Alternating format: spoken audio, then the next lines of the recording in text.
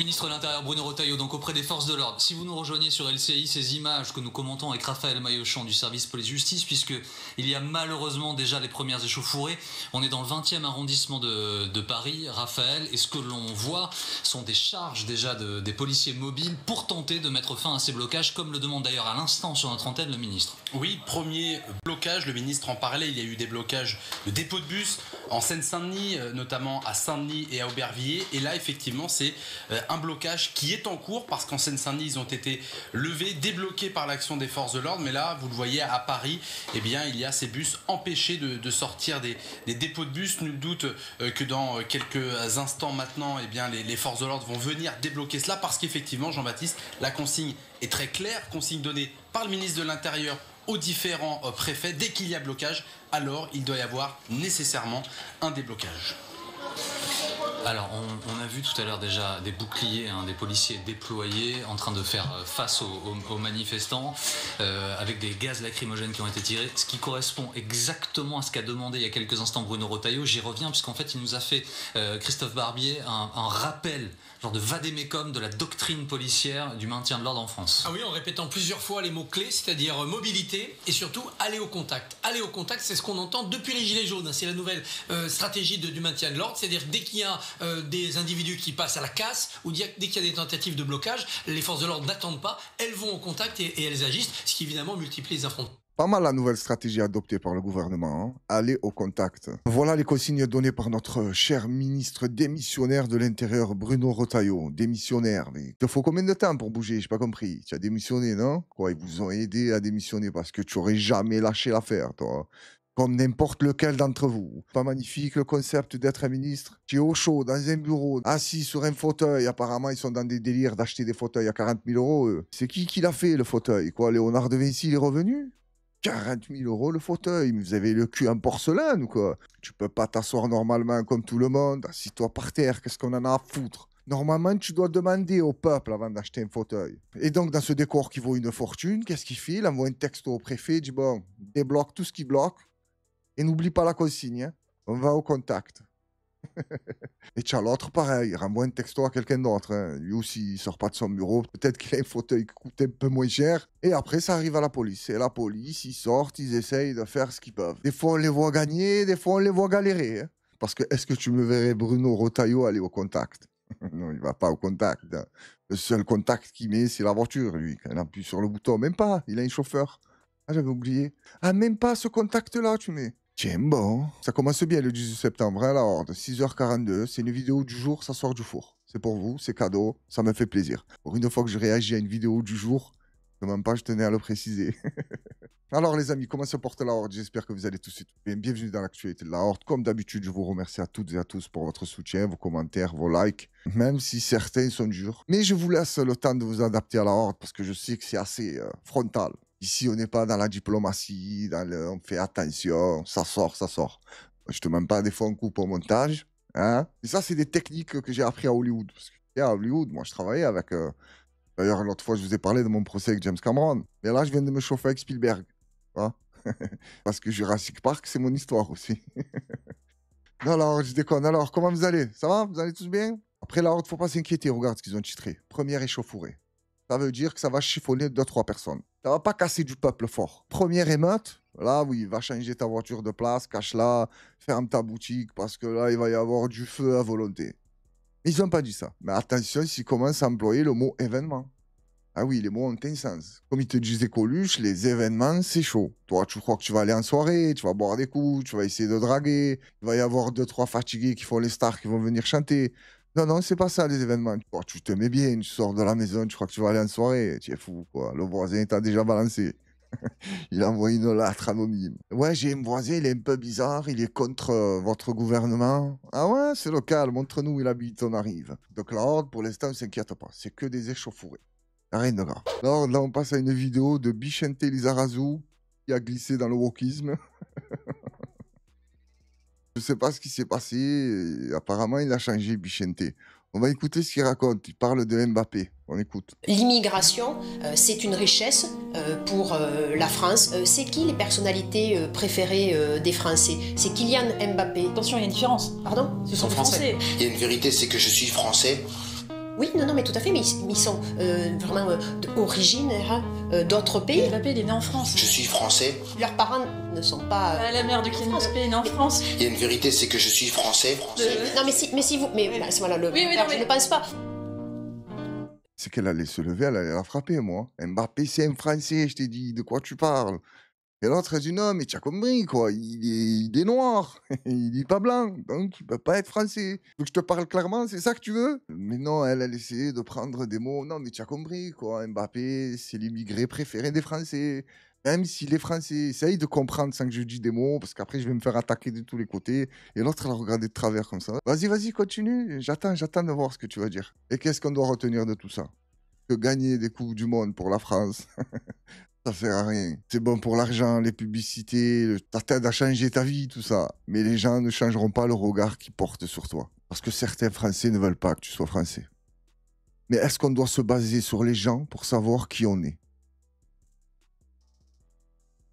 Là, on va passer à un bon Français. On écoute. Moi, ça me casse les bonbons de voir ça. Voilà. Il y a des grèves en France, c'est pour la France. Aujourd'hui, là, ce qu'on voit, des drapeaux de la Palestine. Mais c'est quoi ça? Et quand je vois qu'on nous arrache le drapeau français ici sur cette place, ça me fait mal au cœur. Moi, ce que j'aimerais qu'on fasse bientôt, c'est qu'on remplisse cette place de la République, bordel. Et qu'on le remplisse de grands drapeaux français. Beaucoup plus grands que celui-là. Il faut que ça soit rempli de drapeaux français. Et on va le faire. Parce que demain, je suis persuadé que lorsqu'il y aura la grève, il n'y aura que des drapeaux palestiniens. Ils n'en ont rien à foutre de la France, en fait. Et ça me rend fou. Ça me rend fou de voir ce monument dans cet état-là. Est-ce que ça vous rend pas fou? Putain, mais le drapeau français, il appartient pas à l'extrême droite. Moi, je suis français d'origine algérienne, je kiffe ce drapeau, je l'aime ce drapeau et je me bats pour ce drapeau. Et quand on fait grève, c'est pour ce drapeau. C'est parce qu'on en a marre de cette situation, de cette fiscalisation. C'est pas pour mettre des drapeaux palestiniens qui n'ont rien à voir, en fait. On se bat pour la France et pas pour la Palestine demain. Et j'espère qu'on va faire un sacré rassemblement, comme ça s'est passé en Angleterre. Non, là, je suis pas d'accord. Non, les gens ne font pas la grève pour le drapeau français. Les gens font la grève parce qu'ils crèvent de faim. Parce que les fins du mois sont très compliquées. Tu dois sortir des 2-3 000 euros par mois, mais tu gagnes 1 500. Tu vois, ils comprennent pas. Il y a un problème. C'est pour ça qu'ils sortent dans la rue pour demander qu'est-ce qui se passe. C'est quoi le problème? Nous sommes un pays riche, nous travaillons tout autant que les autres. Qu'est-ce qui se passe? Pourquoi nous sommes dans la merde? Maintenant, pour revenir à ton drapeau français, je suis assez d'accord avec toi quand tu dis ce drapeau n'appartient pas à l'extrême droite. D'ailleurs, je ne sais pas comment ça se fait qu'il y a des gens qui voient le drapeau français, ils s'affolent. Mais qu'est-ce que c'est un facho? Oh, mais ça va pas, les gars. Là, cette polémique du drapeau français, je la comprends pas trop. Je sais pas qui a un problème avec le drapeau français. Peut-être l'extrême gauche et les jeunes qui sont engagés, tu vois, politiquement. Parce que moi, je peux te dire que quand le survêtement de l'équipe de France sort, et qu'il est beau, hein, qu'il soit bien fait, hein, ou le maillot de l'équipe de France, il y a bien le drapeau français dessus. J'en vois pas mal de survêtements de l'équipe de France et des maillots. Des mecs de quartier, hein, des Arabes, des Noirs, des Blancs, ils le mettent normal. D'ailleurs, ça m'est déjà arrivé d'en taquiner. Oh, tu mets le drapeau français, toi, maintenant? S'il y a 2 jours, il avait un discours anti-France, là, il se sent mal, mais il commence à te dire ouais, moi, qu'est-ce qu'il y a? Je mets le drapeau français. Ah, maintenant, tu assumes, c'est bien. Il y a 2 jours, tu me l'as maltraité, le drapeau français. Je lui dis, c'est bien. Je lui dis, c'est quoi le problème, bordel? Tu es né ici, tu as grandi ici, que tu aimes ton pays et son drapeau, je vois pas où il est le problème. Voilà, alors, je vous ai déjà dit, je suis pas à délire drapeau, même si ça ne me dérange pas, et vous le voyez, des fois, je mets le t-shirt, la coque sportif, il y a le drapeau français dessus.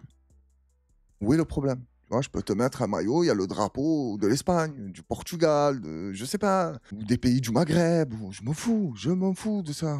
Pour moi, le drapeau ne représente pas énormément, même si je connais la valeur d'un drapeau. C'est l'emblème d'une nation, il y a des gens qui sont morts pour le drapeau, et quand ils sont du bon côté, ben force à eux, je les respecte, je les remercie, et qu'ils reposent en paix. Après, Ben, tu aurais pu venir nous dire, oh, le drapeau français, ça se fait pas qu'on l'arrache, il n'y a pas de problème avec le drapeau français.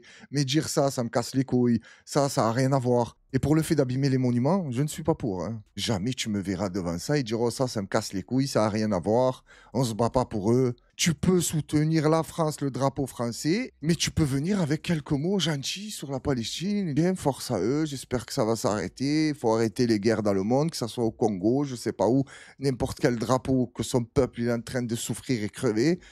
Tu n'es pas obligé de venir parler mal comme ça.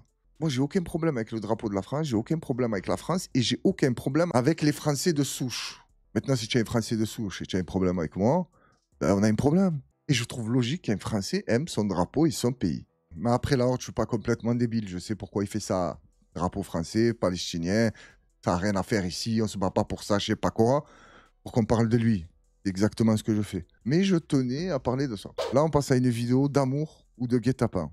C'est aux aurores et toute seule que Gézaël a décidé de partir loin de chez elle et des siens pour vivre une aventure pas ordinaire. Je vais voir mon chéri. Je vais me marier. Mais j'arrive pas ça encore.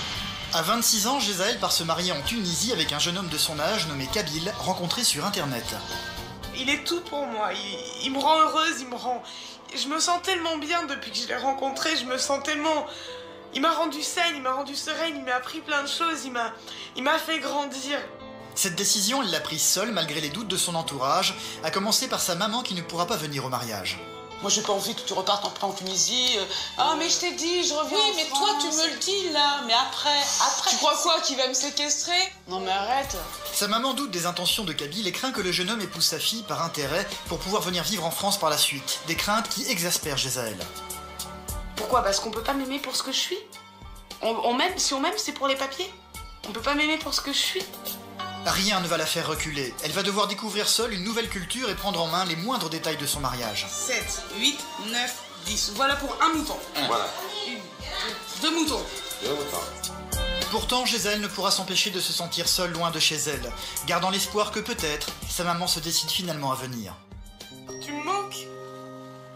Ne pleure pas. Pourquoi tu pleures, ma chérie? Parce que je suis toute seule.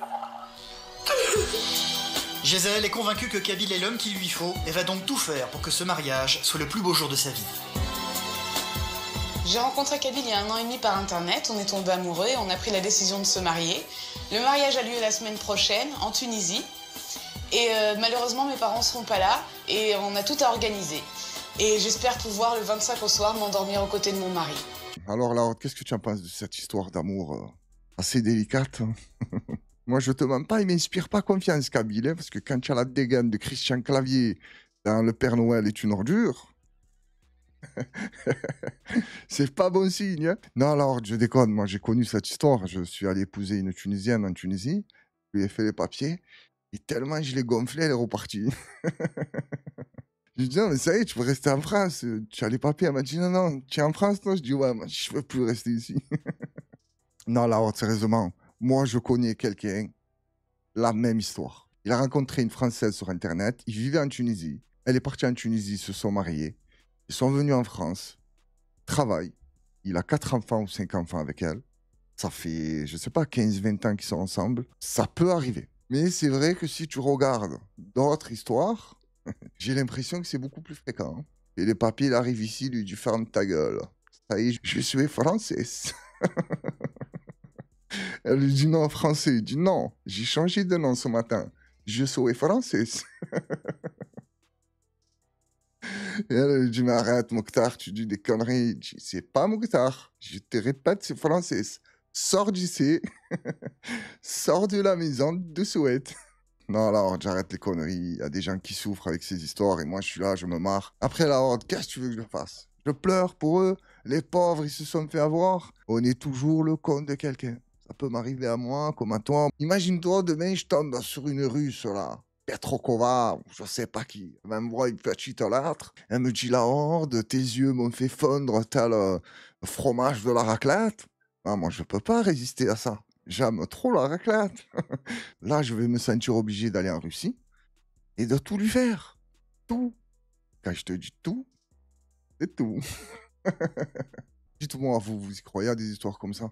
Moi, en tout cas, pour ma part, j'y crois. On passe à une vidéo, là, c'est Donald Trump. Il est parti, là, en week-end au Royaume-Uni, voir le roi Charles. Et il a touché le roi. Et apparemment, un roi, ça se touche pas. On regarde. Voilà, allez-y, sœur, passez devant. Oh putain, il a touché, il a pas respecté le protocole. Même si je te mens pas, le roi Charles, c'est pas ma tasse de thé.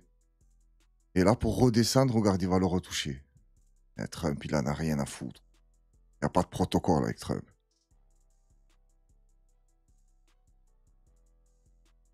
C'est bizarre cette histoire, hein, de ne pas toucher les rois, les princes. Il avait fait déjà avec Ben Salman. est posé comme ça à l'autre. Et il sait que personne ne le touche. Un ronflant. Trump, il est arrivé, il lui a tapoté l'épaule, il s'est affolé. Il a dit, oui, c'est qui a fait ça? C'est oncle Trump. Ça ne l'intéresse guère, votre histoire de protocole. D'ailleurs, j'ai appris pas mal de choses quand j'ai regardé la série de la reine, là, en Angleterre. Apparemment, un ministre, quand il rentre, il y a la reine. Elle s'assoit, lui, il n'a pas le droit de s'asseoir. Il reste debout. Hein, il raconte sa vie. Voilà, on a des problèmes avec les grévistes, pas les grévistes. Et il y en a un qui a failli s'asseoir un jour. La reine, elle, tu fais quoi? Elle dit, la vérité, j'ai un peu mal au genou. Je dis, tu crois que c'est mon problème que tu as mal au genou? Il y a le protocole. Tu t'es assis, regarde. Et là, elle a appelé les mecs. Tu as vu qu'ils restent devant avec les chapeaux, là, et les bâtons, les chevaux, tout ça. Ils sont venus à 4, ils l'ont éclaté au ministre. Ça, c'est un scoop que je vous révèle. Personne n'est au courant. Comment il ne s'est pas raconté à tout le monde que j'avais des contacts directs avec la reine d'Angleterre? J'avais son numéro. Elle m'appelait des fois. Hi, la horde, comment ça va? Ça va, alhamdoulilah. Je lui disais, toi, The Queen, ça marche? Elle me dit, ça va, tranquille. Je suis là, posé au château de Windsor. Jusqu'à que je passe manger avec toi, la famille. Elle dit, viens quand tu veux, gros, qu'est-ce que toi aussi, tu peines de manière. Je dis, oh la reine, parle-moi mieux. Je vais venir à Windsor, je vais te choquer. Elle a rigolé, elle m'a raccroché au nez. Et depuis, j'ai plus de nouvelles. Mais sérieusement, j'ai jamais compris leur délire de protocole. Tu le touches pas, tu marches pas devant lui, tu vas pas là-bas, je sais pas quoi. Quand il va aux toilettes, tu n'as pas le droit de tirer la chasse après lui parce qu'il faut que tu renifles des odeurs royales. T'imagines, il y a un protocole comme ça? Tu n'as pas le droit de tirer la chasse derrière le roi Charles. Mais gros, le roi Charles, pas le roi Charles, je sais pas ce qu'il a mangé, là. En Angleterre, vous avez une nourriture violente. Je dis, mais tiens, fou, va voir, le roi, il t'a lâché un truc. Tu le poses sur une catapulte, on gagne toutes les guerres, gros. Va voir le truc qu'il a libéré de son corps. Et toi, tu es là, tu me parles de protocole, mais tu es malade ou quoi? Tu sais quoi, je vais le respecter, le protocole. Je vais aller faire ça dans la salle de réception du château de Windsor. Là, on passe à une vidéo, je l'avais complètement oubliée. Je suis retombé dessus tout à l'heure. J'ai dit non, je la mets. Ça fait tellement du bien à entendre. On écoute. Je voudrais dire à M. Valls qu'il a participé sous Hollande à la destruction de la gauche, qu'il a trahi le PS et son candidat Benoît Hamon, qu'il s'est exilé en Espagne et s'est fait jeter, qu'il cherche à se rallier à Macron et n'a pas été élu. Vous devriez avoir honte. Vous êtes le pire des traites, monsieur Valls. Toute la France a honte de vos comportements. Vous êtes pire qu'un étron. Jean-Noël, s'il vous plaît, je vous coupe. Les insultes n'ont pas leur place sur cette antenne. Je sais pas qui est ce monsieur, mais je l'invite à rejoindre la Horde. Ça me ferait plaisir de faire ta connaissance. J'aime bien ce genre de type. C'est clair, c'est précis, c'est net, c'est franc. Hein, passe pas par 4000 chemins. Et le présentateur, il est pas magnifique. Une fois qu'il a insulté toute sa famille à Emmanuel Valls, tu es un étron, tu es un traître, tu sais pas quoi. Il dit non, je te coupe, c'est plus possible. Et ça y est, il avait plus rien à dire. Hein. Mais d'ailleurs, je te remercie de l'avoir laissé parler. Parce que normalement, les trucs comme ça, c'est coupé direct. Et là, c'est passé. Et je les remercie. Alors, regarde-le, lui, il m'a régalé. Je vous explique un peu parce que des fois, on n'entend pas très bien. C'est pas très bien filmé. En gros, il parle des rappeurs qui font des millions de vues. Mais quand ils sortent un album, ils vendent pas beaucoup. On écoute. Ils ont dit, il y a des rappeurs qui font des 1 million de vues tout le temps.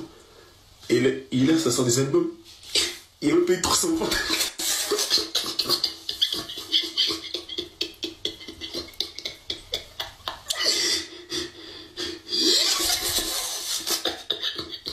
Ça n'a pas trop bougé, toi. Ça n'a pas trop bougé. En fait, il y a des rappeurs, ils font 500 000 vues, 600 000 vues, 700 000 vues. Mais quand ils sortent leur album,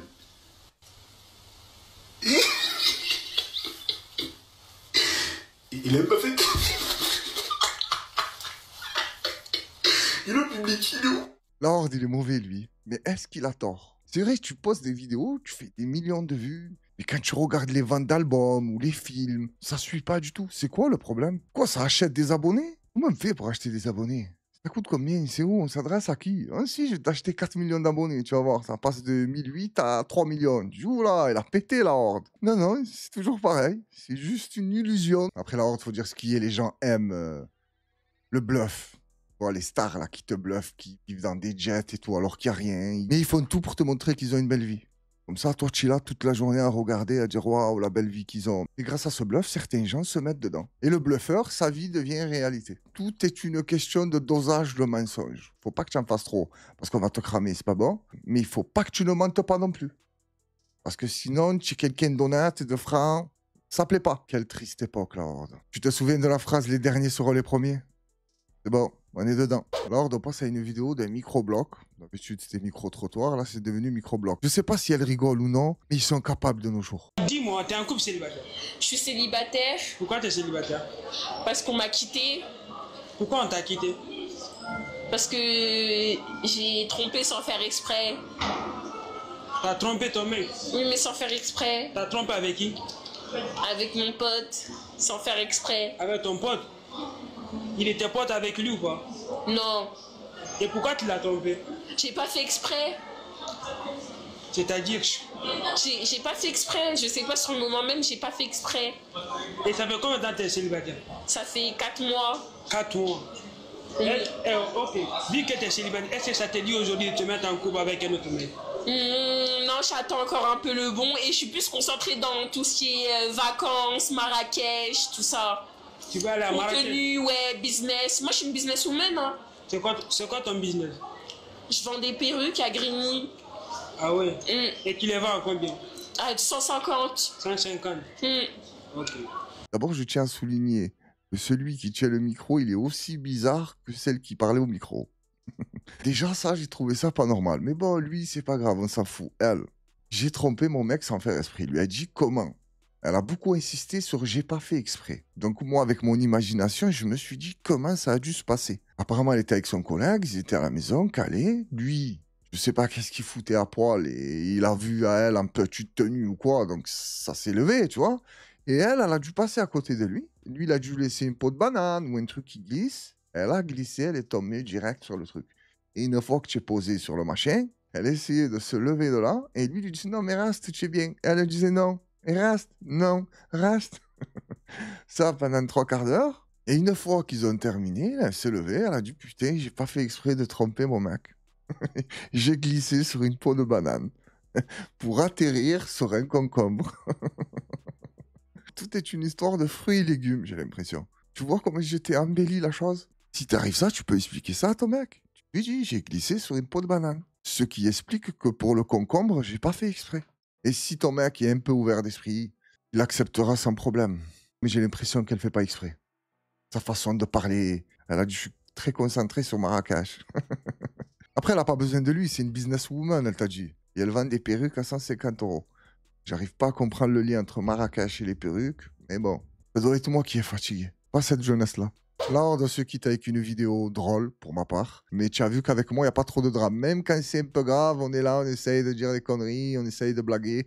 Parce que quand vous venez ici, c'est un moment de détente. Là, on est là entre nous, c'est la horde. Il n'y a rien de méchant, que de la bienveillance. Donc on regarde et on revient après.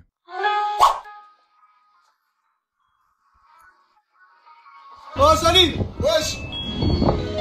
Allahu Akbar mon frère. Salam alaikum. Tahiyat l'Israël.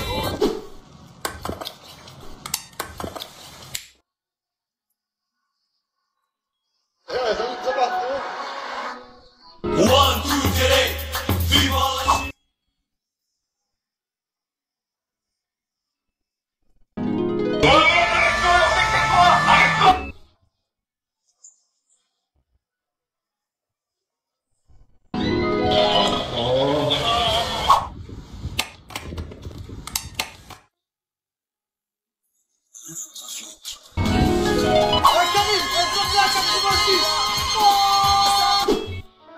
Attends, je te remets ta petite capuche.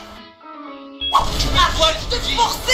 Une poil, Là, t'es bien, parfait. Merci, chérie. De rien, bébé. Bon, merci. Ah, attention. Mes lunettes. Mes lunettes. Oh, tu l'as entendu à la fin, Zemmour? Qu'est-ce qu'il est dur. Il est en train de se faire agresser. Le garde du corps, il se met sur lui pour le protéger. L'autre écrit mes lunettes, mes lunettes. Mais tu as vu les lunettes qu'il a? Le type, il étend le linge, il voit un drapeau algérien. L'autre, il va chercher un ballon dessous, le voit faire la prière. C'était pas mal comme idée, j'ai bien aimé. Mais il y a juste une petite erreur. Éric Zemmour, tu lui enlèves les lunettes, c'est toujours pareil. Il voit toujours les mêmes choses. Ces lunettes sont peut-être magiques sur nous. Sur lui, ça changerait. Là, je vous remercie à toutes et à tous d'avoir suivi la vidéo. Prenez soin de vous, de vos proches et ceux qui vous entourent. Likez, commentez. Je sais pas si je l'ai dit dans cette vidéo. Je l'ai dit? Je sais plus.